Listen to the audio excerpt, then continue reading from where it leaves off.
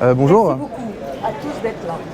Du coup, moi je suis business developer sur tous les sujets renouvelables et bas carbone chez Doris Engineering, donc qui est un bureau d'études d'ingénierie sur tout ce qui est énergie offshore, en mer. Et donc parmi les solutions bas carbone auxquelles on s'intéresse, il y a donc le SWAC, dans lequel je m'investis donc dans la communication et la dissémination de l'utilisation du SWAC en Europe, notamment en France et en Angleterre. Donc je vais vous présenter un peu ce que c'est que notre projet, le marché de la climatisation et du SWAC, ce que c'est qu'un SWAC, la définition et quel est notre projet.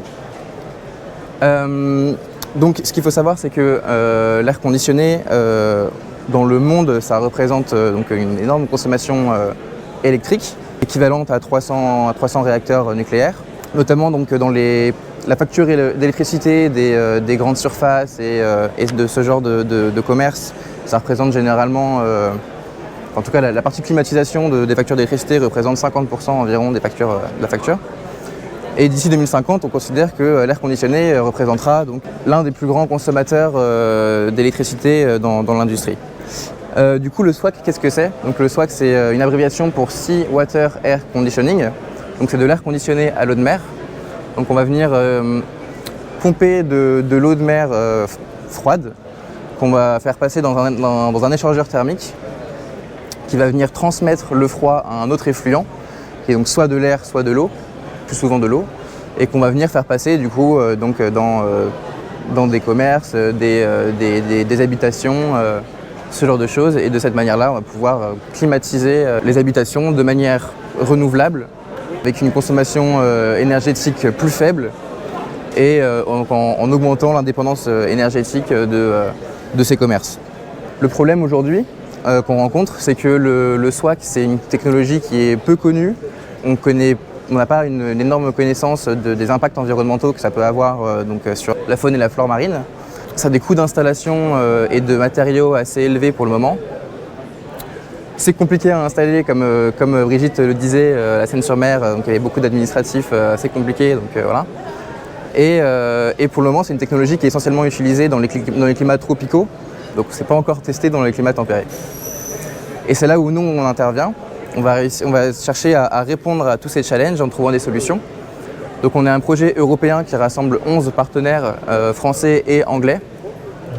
On est financé à hauteur de 2,3 millions sur 3,5 par le FEDER, donc le Fonds européen de développement régional. Et donc on va chercher donc à offrir une solution clé en main donc aux commerces, aux industries qui sont présentes près des littoraux pour climatiser et chauffer leurs bâtiments.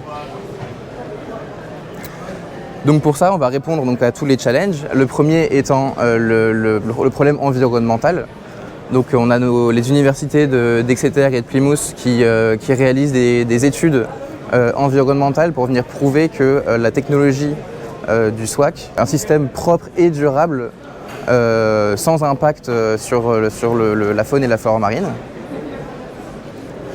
Ensuite, de manière à diminuer les coûts et d'installation et de matériaux, on travaille sur deux innovations. La première, elles ne sont pas écrites là, mais la première, c'est une technologie de auto-ensouillage qui va pouvoir permettre donc d'économiser sur l'installation du coup, pour ensouiller le tuyau naturellement.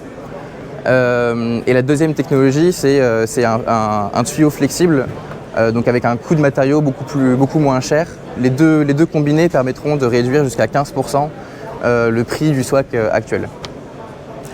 Ensuite, en troisième point, on va venir tester donc, le SWAC sur deux sites tests avec donc, nos deux nouvelles innovations. Et donc du coup ces deux sites tests, donc, ils sont tous les deux au Royaume-Uni, dans le sud du Royaume-Uni.